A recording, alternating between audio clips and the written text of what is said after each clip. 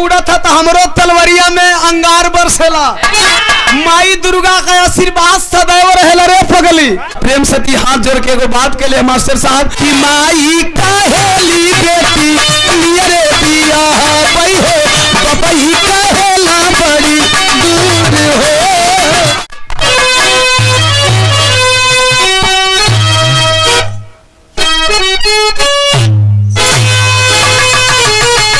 हल्का हारमोनियम में टेबल पर रही भैया।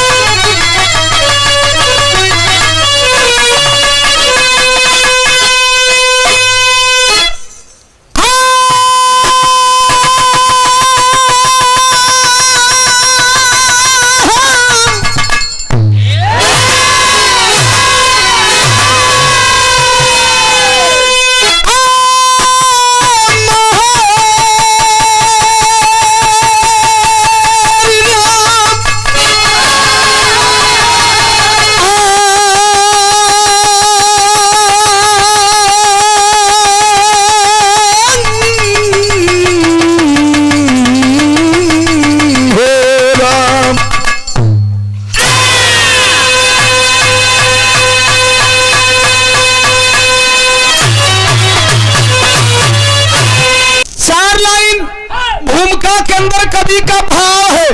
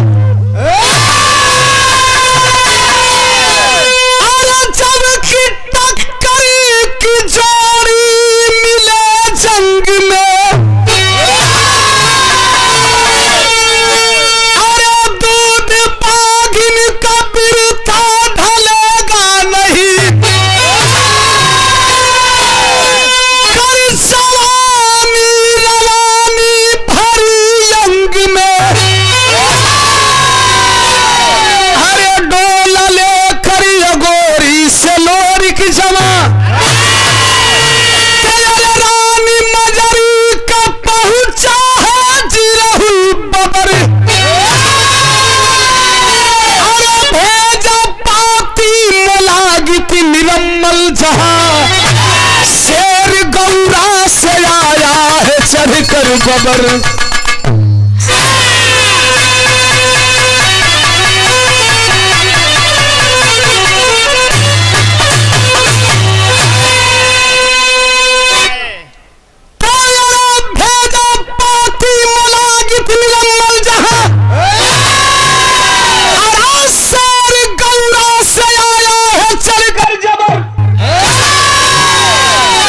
भैया हो, ये धरती पर कुछ महामानव होलन, कुछ इंसान होलन, कुछ संत होलन, तो कुछ लंठ भी होलन, तो कुछ लीलकंठ भी होलन। अबे देखलो लोग आसाराम बाबू राम रहे, कुछ ये धरती पर बड़ा दोगला टाइप का इंसान भी होलन, जेकरा अंदर बेटी भतीजी में फर्क नहीं समझ आवत। वैसने एगो लंठ राजा रहले सोन नदिया वो परवा। ध्यान देंगे, सोन नदिया वो परवा एगोरी भैया एगोरी का रहे वाला राजा मोलागित। अच्छा वो कर दोगलई का रहल। कुछ लोग सोचते हैं कि संसार का नियम ही हम बदल दे अपने पौरुष पे। अभी फिलहाल ये घड़ी कुछ लोग सोचते हैं कि हम भारते बदल दे। भारत बदले वाला बदल गया, बस वक्त का इंतजार है। वह राजा संकल्प लिया था कि मैं न कभी किसी का साला बनूंगा, न ही कभी किसी का ससुर बनूंगा। हमरे राजधानी को लेकिन को डोला दूसरे यहाँ जाइबे न करी। इसका मतलब सीधा था कि अगोरी में जितनी भी लड़कियां पैदा होती थी सबको या तो शादी कर लेता था या रखेल बनाता था। मंजरी माहर अहीर के बिटिया जेकर नाम मंजरी बतावल गई जनमौतिये सौरिये में खूबसूरती दिख गई जाए के धागा बांधल से ये हमार है। ध्यान देंगे साथियों, सानी शान पे मर जाता है लेकिन झुकता नहीं है। जब जवान हुई मंजरी माहर अहीर के चिंता सतावे लगल, चिंता यह बात का सतावे लगल कि का हमारे इतना खूबसूरत बेटी का डोली गांव में रह जाई, कवनो हमरा खून खानदान में वैसन जोधा वीर ना हुवन जवन हमारी बचिया के आबरू बचा सके और डोला अपना यहाँ ले जा सके। भैया हो, पता चला गड़गौरा में दुगो माई का लाल हुए सवरू और लोरी सुनलन है भैया, पगड़िया रखलन चल रहलन, जा करके दादा सवरू को गोड़वा पर पगड़ी रखल चाहता उठा लकल तू चाहे कहीं का होइबा चाहे तू कौनो बिरादर होइबा, लेकिन पगड़ी गोड़ पर रखे वाला चीज साहब गौर करेंगे। पगड़ी के ऊपर मैं बोलूंगा एक बड़ा महत्व है। कहे पहले बताओ तू कहां ले आइला, सारी बात बताए हैं, कहीं पगड़ी नीचे रखे वाली चीज नहीं, पहले माथे पर रखला अब बतावा। एक बात बता देना चाहता हूं साहब, आज तक बिरादरी का नाम पर लाठी चल जाता, ध्यान देंगे, गोली चल जाता, मार काट कूल हो जाता,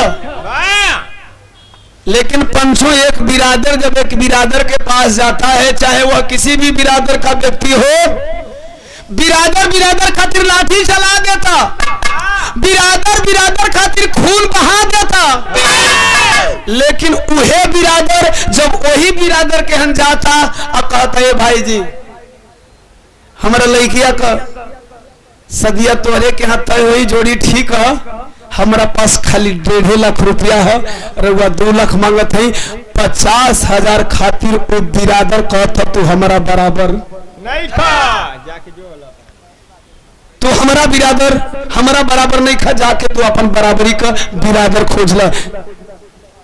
ध्यान दीजिएगा, यह इतिहास का पन्ना आपको कुछ सिखाता है। अगर हम हर साल यहाँ उत्सव मनाते हैं वीर अहीर लोरी खान सदवंश के शान के लिए, तो कुछ न कुछ इतिहास से हमको सबक लेना होगा। आखिर कहां गढ़गौरा और कहां अगोरी, क्यों नहीं आपकी पगड़ी नहीं जाएगी, कहीं पगड़िया लग जा आवत है, तू जा आवत है ये बाबू, बारात सज करके गौरा से आई है, इस सोन नदी के किनारे टिक गई, राजा मोलागित प्रयत्न कर लिया वह बारात सोन नदी पार न करे। ओम प्रकाश दीवाना यह बात क्यों बताता है, इतिहास की बातें क्यों बताता है कि अरे दुनिया वालों, अगर बिरादर का कदर करना है तो बिरादर के लिए गोली खाना जानते हो, बिरादर के लिए खून बहाना जानते हो, तो गरीब बिरादर की बेटी है, तुम अमीर हो, उस बेटी के बाप का पगड़ी उठा लो, बिरादरी का नाम चमक जाएगा।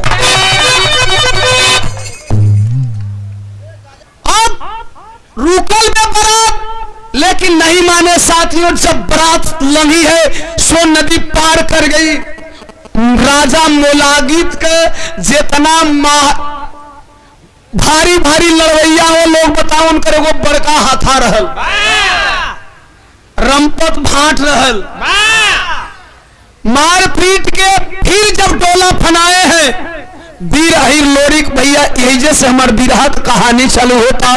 तनी कवि जी जौहरी छंद में आगे का बात लिखत हो, तनी तू हूं बजावल कनी को अपने मन से।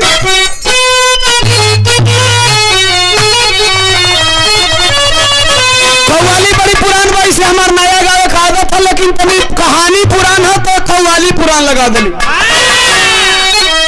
अजी काबे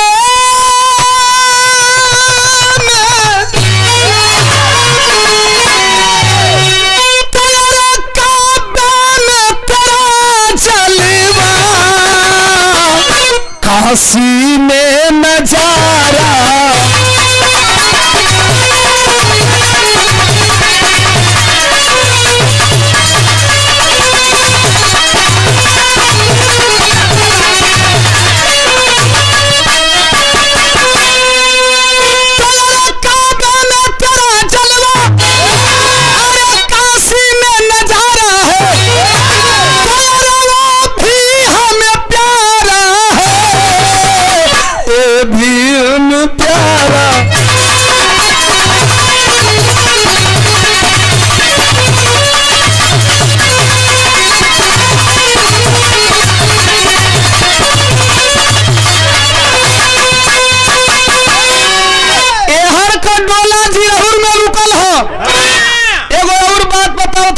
और वीर के भिड़ावत है कैसे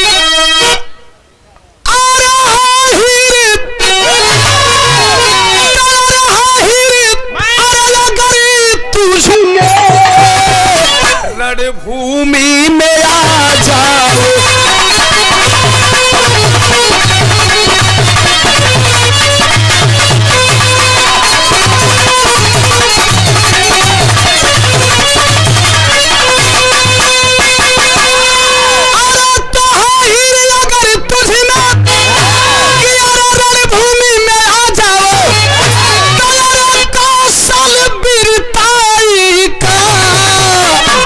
जंग दिखा जाओ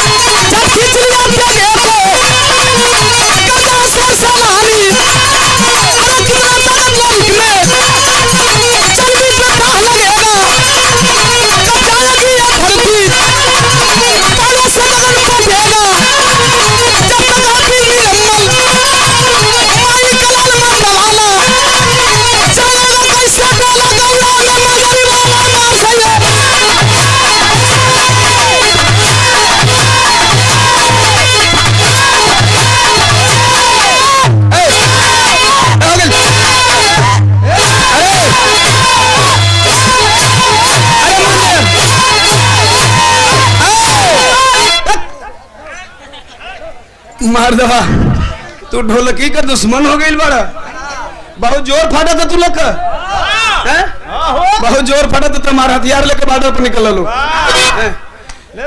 बिरहा का बात सुनने हर जिराउल में डोला रुकल है तब तक से निरम्मल पाती भेजा गलस कहवा क्षमा चाहते मोलागित राजा पाती कहां भेजा दिया अपने भांजा निरम्मल के यहाँ सुहवल से प्रेम सती का ढोला उधर फना करके जे वही दरवाजे पे पहुंचा है निरम्मल आए हाय पाती पढ़लस अपना मामा वाले प्रेम सती के निरम्मल कहला तनी तू अंदरवा चल भी तू अंदर चल पतिया पढ़ के पहुंचला कहला ए रानी हे सुहाग रात वाली कोठरिया में तू इंतजार कर ध्यान देगे आजकल लड़का अगर बियाह ना होता तो वही लगत वहां ससुरारी फोन लगावे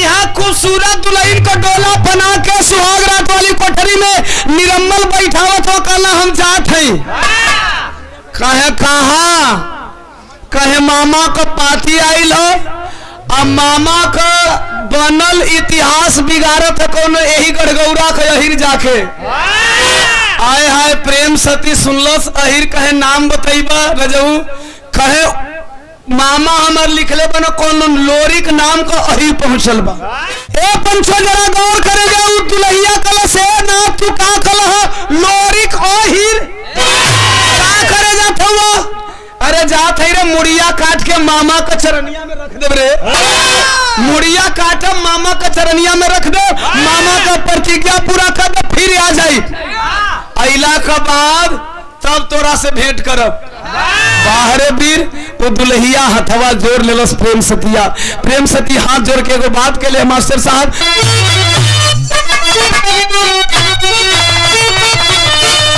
करबिया हुए बाकी माई कहेली बेटी अरे नियरे बियाह बई हो कि माई कहेली बेटी नियरे बियाह बई हो बबई कहेला बड़ी दूर हो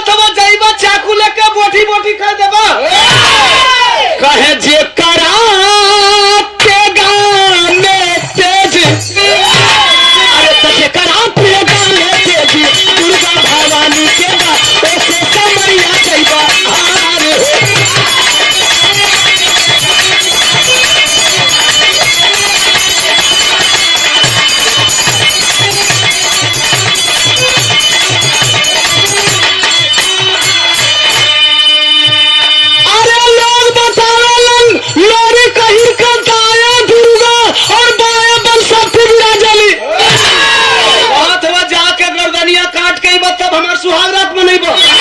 एगो बात सुनता, एक बात कहना चाहूंगा, कोई कितना हो बड़ जोधा होके, अगर तुहार मेहरारू ही है तो अर्धांगिनी ही है, और अर्धांगिनी ही है अर्थात आधे अंग की मालकिन कभी कभी अपनी दुल्हन की बात मान लेनी चाहिए। कहाँ थे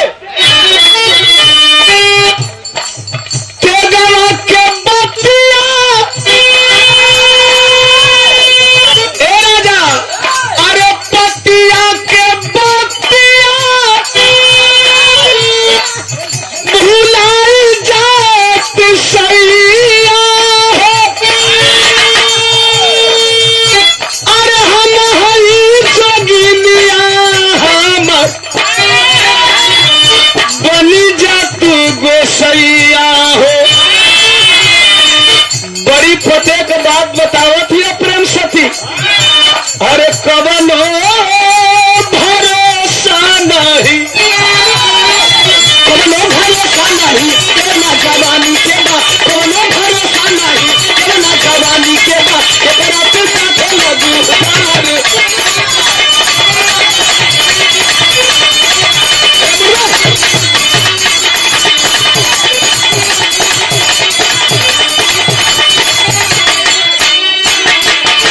हाई देखा दुल्हन कलश की एक काम करी, जाना वीर का नाम रखा थे ना, ओ साहब वो वीर ये तना सिद्धांतवादी अमन की भले चिरहुल में मंजरी का डोला रुकल है, जबले गौरा न आई तबले वो वीर वो मंजरी से हंस के बतिया यहाँ तक ना, क्या चिंता कैले हो।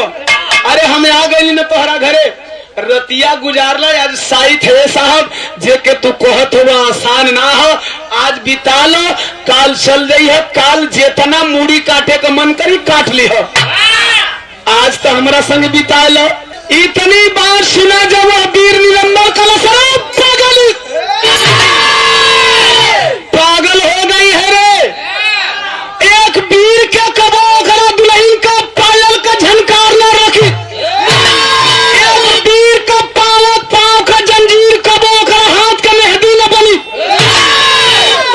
चूड़ी का खाना के वो वीर के रोक ना सकेले।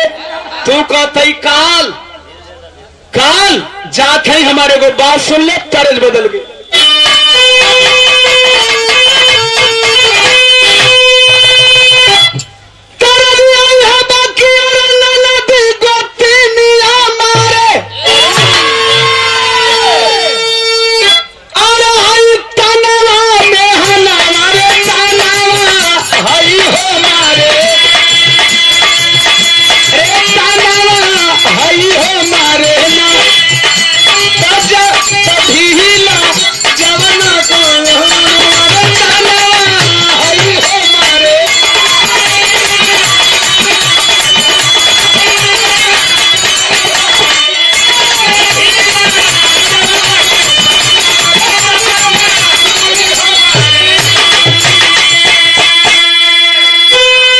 लेकिन कहा निरमल सोन पगली तोरा संगे सुतले के बात करते ही, हमार हाई बात सुन।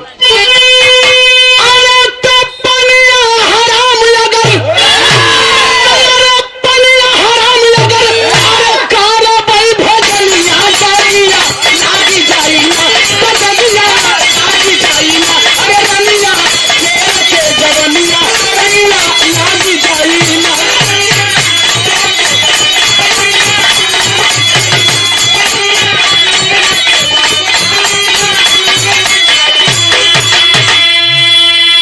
कहा निरम्मल सुन मर्द के पानी जाई, अरे चरण में लुटाई, एगो मर्द का पानी अगर 20 समर चल जा तो फिर जवानी कौना काम करे सती, कौना काम को सुन। मर्द के पानी जाई चरण में लुटाई, हमारा देखाई बरनी अरे आप मर मारा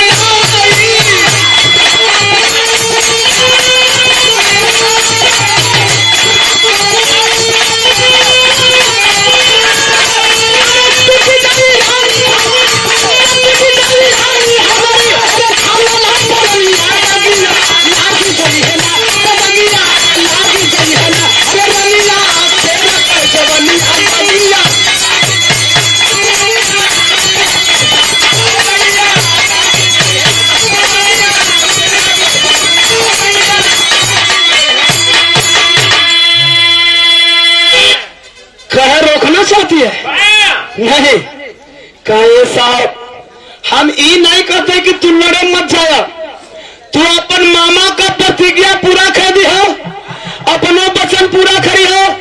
हम जानते हैं तुहर मामा कन्हैया तोहरे ऊपर हो। ए साहब कोई का परान तोता में बसेला, सांसद जी कोई का परान तोता में बसेला, ये मोलागित का परान निरम्मल रहे। हम जानते हैं नाथ, लेकिन मत जा फिर पगला गया निरम्मल। कहा हमारी दूसरी बात सुन ले साहब, अब तू मेरा रास्ता रोकना बंद कर दोगी। दूसरी बात क्या बतावे मास्टर साहब, फिर गीत बदल गए। स्वर्गीय रामदेव गुरु वाले गीत लगल मास्टर थे बजाए था।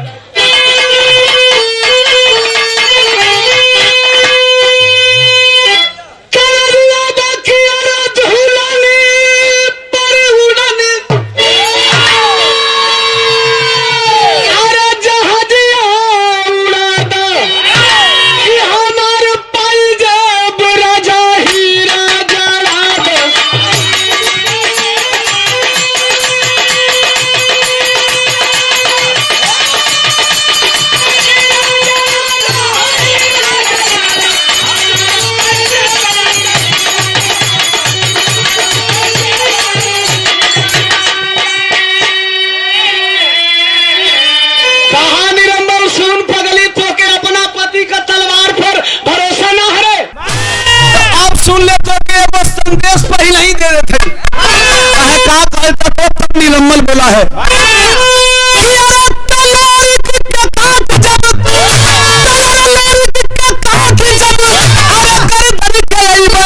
अरे हमारे दुल्ही दाना पानी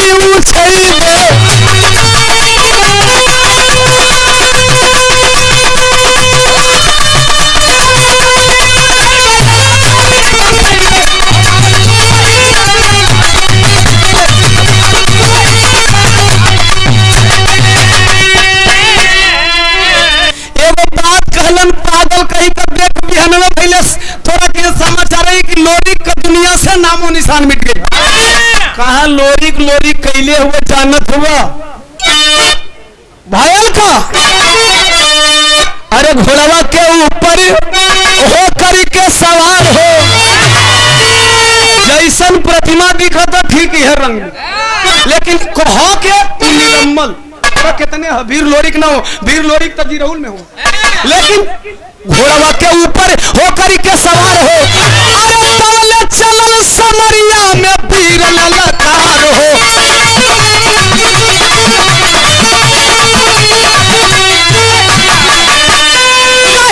दीदी के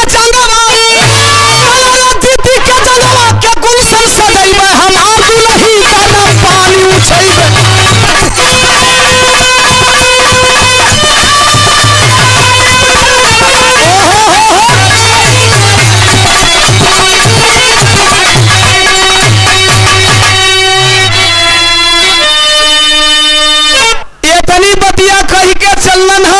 हथवा जोड़ के विदाई करत हियो, दसों नो जोड़ के मांगत हियो, हे भगवान इनकर रक्षा कैली है। जात हवन जैसे लगत है कि कौनो फुटबॉल खेलो लड़का का गर्दन कटी है आ दे दी अपने मामा के। हाय हाय हाय भैया, इधर जिराउल में घोड़ा रुकल बा, जब तक तक तक तक तक तक तक तक तक तक तक तक तक।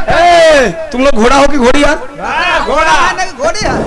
घोड़ा का टाप सुनाए लगल जिराउल में। आए हाय जवन मंजरी का डोला फनाए के लोरी खुशी मनावत हो। मंजरी एक बात बोलिए, ध्यान दीजिएगा। एक बात मैं क्लियर कर देना चाहता हूं, धर्म पत्नी वही है जो पति के मुसीबत में भैया हो। हम बतौली की दुल्हन के हो के कहीं कैसन चाहिए, जब तक तक तक तक टाप सुनाए लगल एकाएक मंजरी चौक गई। लोरी कल कहो काय भयल, काहे बड़ा बेचैन लगत हो? अखिया भर गई साहब, मान रख ले हो, मान रख ले बिरादरी का, मान रख ले। राजा मोलागित का पहला बार तू सपना सकना चूर कैलो, इतना दूर भी लिया धलो, कम नहीं हो। यदुवंश के कुल घराने खातिर ही सम्मान कम नहीं हो, लेकिन अब तू जा, लेकिन अब तू जा, अब अब हो गई, बहुत हो गई, अब हमें छोड़ दो, आवत हमें ले जाए वाला। बी रही लोरी बोले तोके ले जाए वाला, तो तोर बाबू चिट्ठी हमरा के कहा पहुंचोला करे कहीं गड़बड़, कहे नहीं गड़बड़ ना हो, उस डोलावा रोकेला सबकर वो करी भूजा में ताकत ना हो। हाय सुनत है वो टक टक टक टक, कहा सुनत है कौनो पत्थर फोड़ आके पत्थर फोड़त हुई है, कहा पत्थर फोड़ नहीं है, पीठ फोड़ है, ये पत्थर फोड़े वाला नहीं है, ये पीठ फोड़े वाला है। यह सब कर पिठिया फोड़ेला फाड़ेला, एकरे बल पर इमोलगिता डाकेला। कहे वह आवत था जाना का बल पर इमोलगिता हमेशा सबकर डोला रोकेला। कहे के हरे त मंजरी बोलो तनी बिरादरी वाली धूल लगत है जीतन।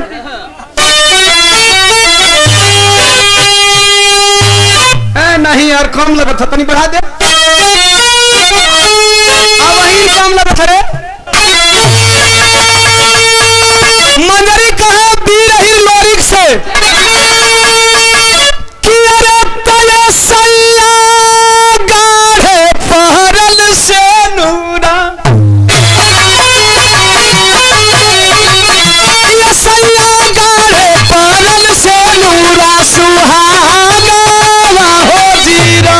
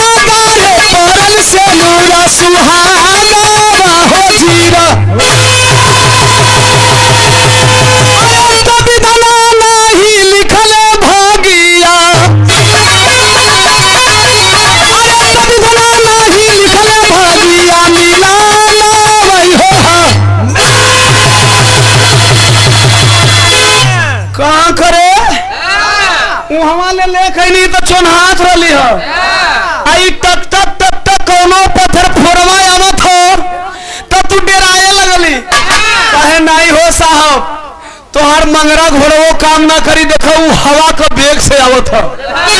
कहे कौन हरो दिखाई तो देत ना है क्या हरो, कौन हो हमारा मंगरा घोड़ा ले कौन तो हवा का बेग का चाल हो गई रे। तवले तो भर भर आंखें नीर हो गई, बरसे लगल आँखिया। एगो बात कहते मंजरी, ये साहब बहुत सम्मान बचा लेला। एगो काम करता कि अरे तो डोलवा छोड़ी भागा साइया,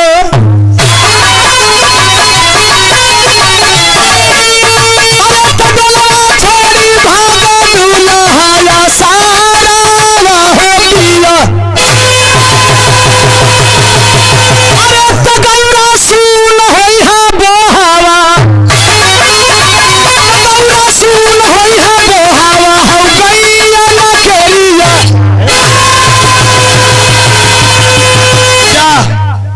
जाए अब अपन तू बोहा संभारा, बोहा संभारो।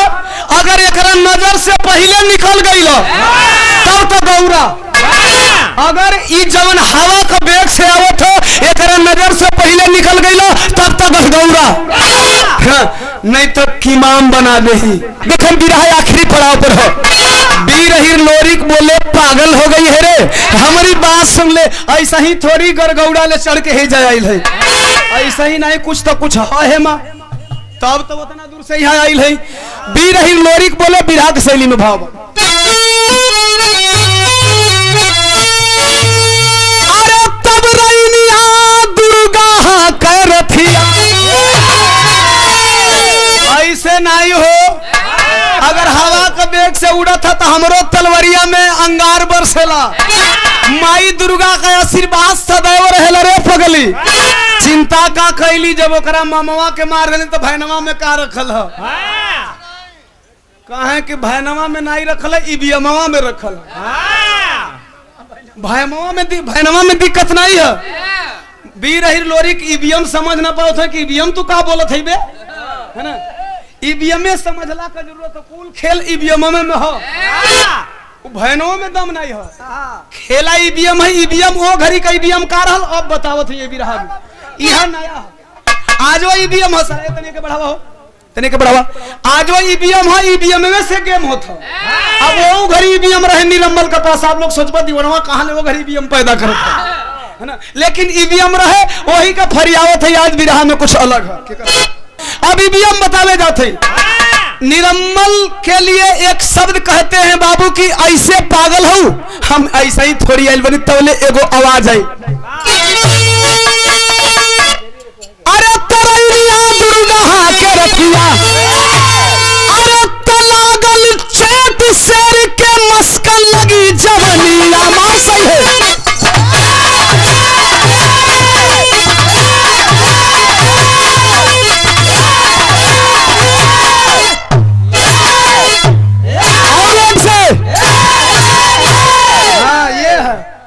ए भैया जब निरंबल का घोड़ा जिरहुल के करीब आयल है तबले अरे तकर का सबरी वीर निरंबल,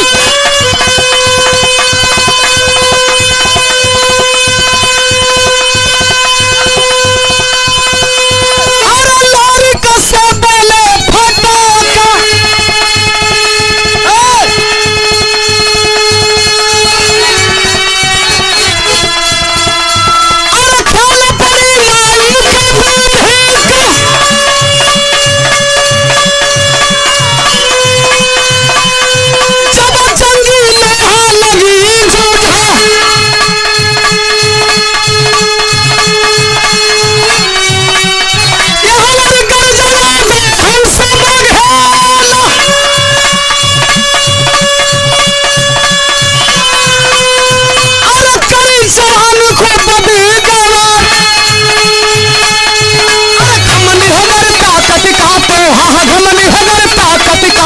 अरे खींच लो म्यानों से तलवार अभी।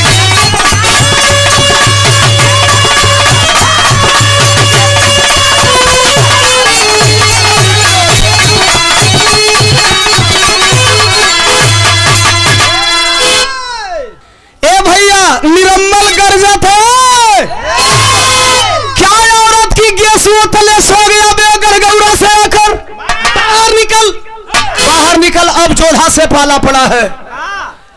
वीर अहिर निरंबल कल आवत है तनी हाल चाल कैले मंजरी तनी इंतजार कर। जब निकले हैं साथियों अपनी दुल्हन को सहेज करके, जब दोनों वीर आमने सामने हुए तर तर तर तर तर तर तर तर तेगा चले लगल, वैसे तेगा चले मानो पूरा यह बनांचल हिल गया। दूगो आमने सामने जब लड़वैया जोधा भैलन, एक लड़वैया दूसरे पर भारी, उ लड़वैया वो करे पर भारी।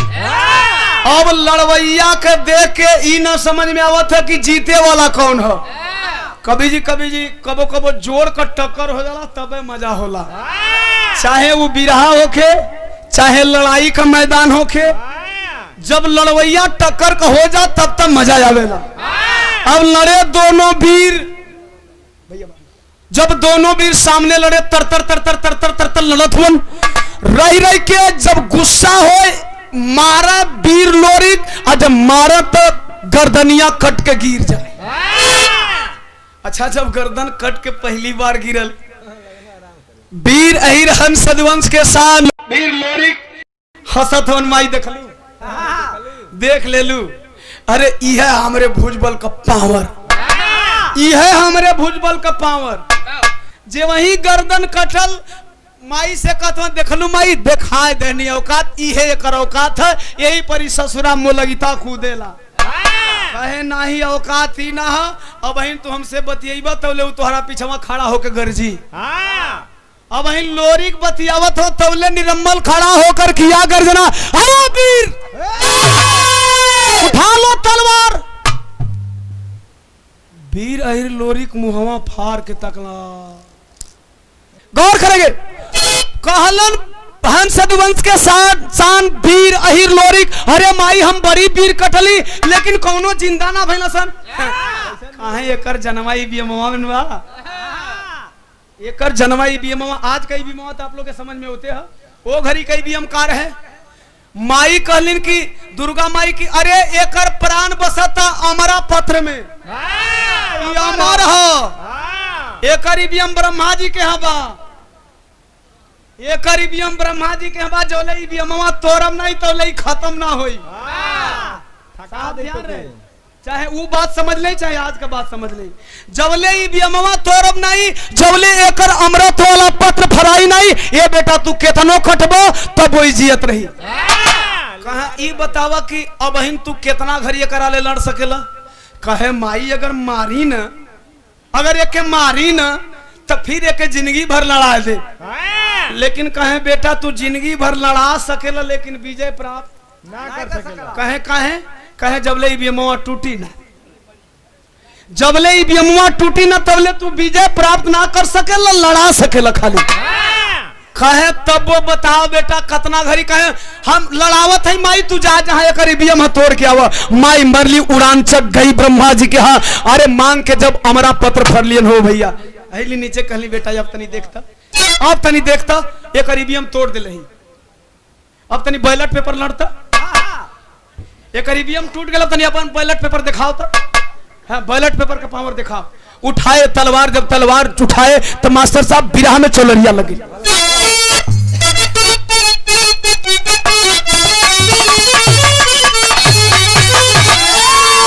चोलरिया में भाव लगल बाकी अरे तो बारी उमर कमर लचकनी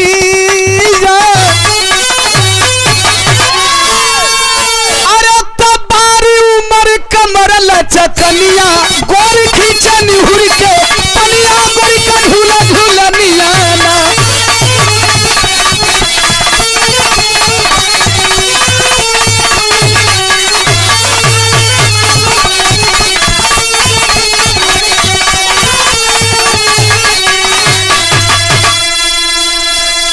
अरे तत्तवल भीड़ गया ठोक ताल के दोनों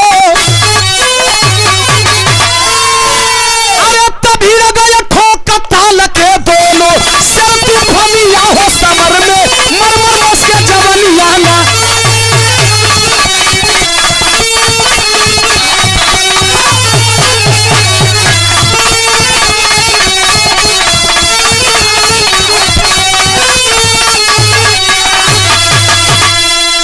अरे तसन सन छोड़ा निरमली पानावा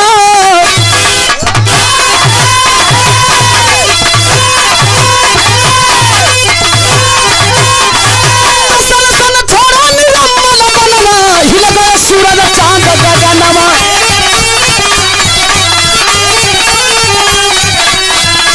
अरे तलोरी का जब काटे गरदानवा अरे तो गरजे खाना हो ये जवानवा तभागी छोड़ समर के दुर्गा भागी छोड़ समर के दुर्गा महारानिया हो समर में मरमर बस के जवनिया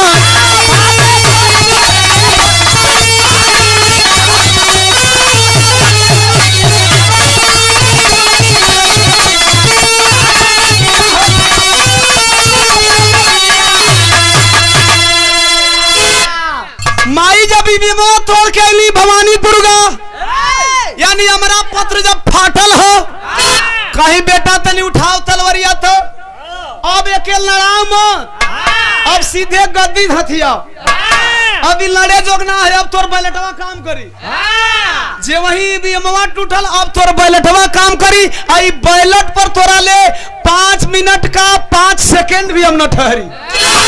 अरे बाबू खींचे तलवार वीर हीर हंस वंश के शान लोरिक और खींच के तलवारिया मरलन है सर धड़ से अलग। आज जब सर धड़ से अलग हो गई माई कहली बेटा आओ हमसे बतियाओ जितना मन करे उतना बतियाओ मंजरी से बतिया। अब उठी नहीं वीर हीर लोरिक बोले नहीं माँ मैं वीर जोधा हूँ इस वीर का अपमान नहीं करूंगा। आज वीर अहिर लोरिक कहे माई दुर्गा हम वैसन वीर ना ही रखिए, वीर के अधजल में छोड़ दे। सम्मान होता है वीरों का, मैं धोखा नहीं करता।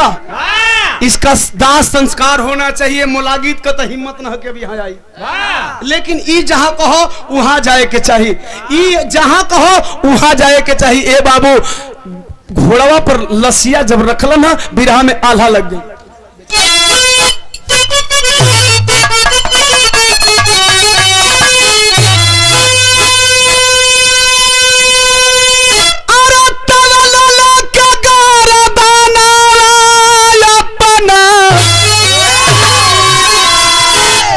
ए बाबू गोसाया का घोड़ावा अरे विजयगढ़ पहुंचल बाना गरिया रे माझा।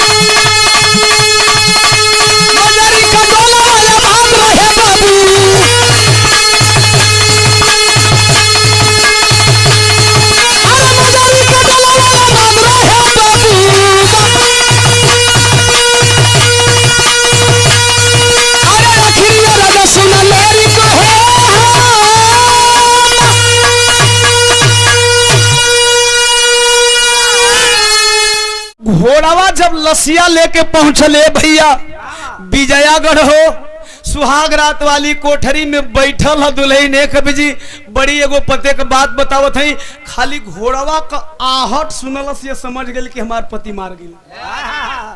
आज तो फोन पर मर्द बोला था हेलो, तब वो मेहरारू कहते के बोला था जी, मेहरारू के मर्द का बोली न चिन्हा था, वो घोड़ा का आहट चिन्ह गई प्रेम सती, हमार सैया मार गईलन। अरे भैया रोवत धुनत निकलत हिया, लसिया लेके चेहरवा चरवा में रोत है। ये नाथ मना कैली न हो, मना कैली। अरे हम तो सती ही हो, तो हर रिश्ता के न जान पौली, अब हमारी ये जिंदगिया का हुई। लेकिन तू नहीं मनला, नहीं मनला, धोखा दे देला। ले करके पुनः उसी घोड़े से ध्यान देंगे, बहुत विराज सुने होंगे। उसी घोड़े से पुनः आई है वह प्रेम सती इसी जिरहुल में, जहां वह डोला रुका हुआ था। लोरी कहिर को देख करके बोली बाहरे वीर जोधा, सैल्यूट करती है सती आपके वीरताई को। आप मेरे पति को मार गिराए, मारने में कामयाब हो गए। मैंने पति को मना किया था कि आप जिसे मामूली इंसान समझ रहे हैं, उनके दाहिने हाथ पे मां दुर्गा और बाएं पे बनशक्ति विराजती है। लेकिन वह नहीं माने, वह जिद्दी थे। अलगे बात बताओ थे, रोवत या सतिया कलश है। ए वीर एगो काम करता, हमरो शौक है, हमार वीर पति मार गईलन, लेकिन तोहरे हाथ से हमार चीता जरी। अरे जब ई ना हुआ तो हमार जिंदगी कौने काम कर। दो चीता जलवाई है प्रेम सती, एक चिता पर मरल पति निलंबल का लाश, दूसरे चिता पर प्रेम सती का लाश। और चिता जलाने से पहले प्रेम सती एक बात बोली है, का बोला?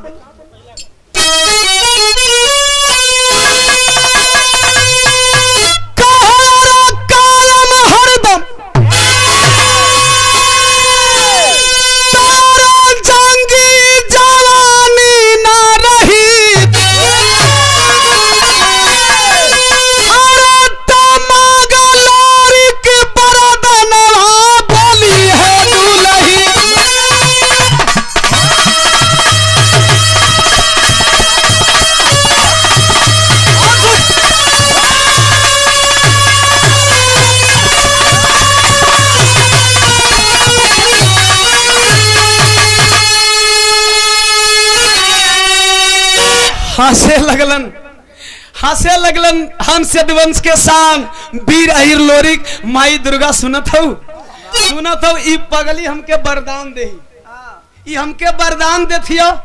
माई कली हंसी मत उड़ावा, वीर हंसी मत उड़ावा। उस सती ही ओकर पति मर गई ना, तो अब ओकर जिंदगी का कोनो मतलब ना है। एक तरफ पति का चिता सजल हो, एक तरफ चिता पर बैठल हिया। मांग लो तोहरे दिल में जवन इच्छा होके, जवन मंगबो जवन चाहबो तवन मिल जाई। गौर करेंगे क्या मांगे वीर लोरिक। कहा दे देबू, दे देबू कहा, बिल्कुल। तो कथो दे दो, बेटा मोर निरम्मल बने। बड़ी जोधा देखली, बड़ी लड़ाई लड़ली है माई दुर्गा, लेकिन हैसन वीर से पाला ना पड़ल। दिहले चाहता हूं तो का दे दो। अरे बेटा मोर निरम्मल बने, अरे वीर बल करिया। यह निरम्मल हमार जौन दुल्हन बैठल है बगलिया में, एक हरी गोदी में पले, हमार बेटा हमार शान बने। वह सती बोली तथास्तु, जाइए। मैं कह दी हमारे पति आपको बेटे के रूप में मिलेंगे। कहे वाह गजब मिल गई है, सम्मान करते है जोधा का। कहे अगर ई मिल जाए तो हम तोहरा सतीत्व से प्रभावित है, हम तोहरे सतीत्व से प्रभावित है, तू हो हमके चाहबू। कहे हमके तू ना, कहे ऐसे नहीं। जब ई निरम्मल हमार बेटा बन के है तो तू का बन के है? अरे बनिहा पता ही तू गौरा ससुररिया।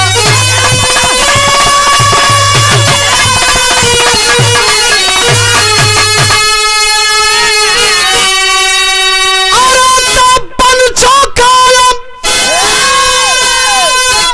अरे काला जुग में निशानी रही।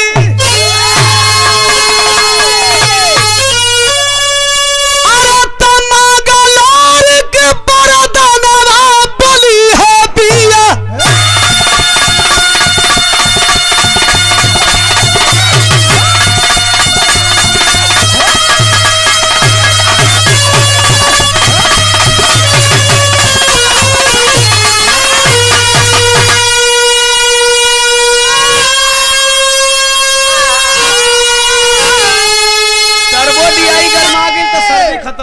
ध्यान देंगे साथियों, वही निरम्मल अपने दूसरे जन्म में हंस यदुवंश के शान वीर अहिर लोरिक की दूसरी पीढ़ी इनके बाद की बेटा के रूप में आए। और वही प्रेम सती काशी नरेश राजा की बिटिया कोलेसिया बन करके आई। तो पिता का पिंडादान कराने के बाद वीर अहिर लोरिक, वह निरम्बल पहले का आज का वीर अहिर लोरिक का बेटा अभोरिक बन करके अपने पिता का पिंडादान करा करके अपनी धर्मपत्नी को दोबारा पुनर्जन्म में हासिल किए। वीर गाथा समाप्त हुआ। यही से बिरहा का शीर्षक रहल जोड़ का तोड़ कहना है। सजा के डोला हंसे बसंती भारत के गुलशन में, कहे अक्षय वर विजय पताका लहरे नील गगन में। अरे रैनिया दुर्गा हाँ के रथी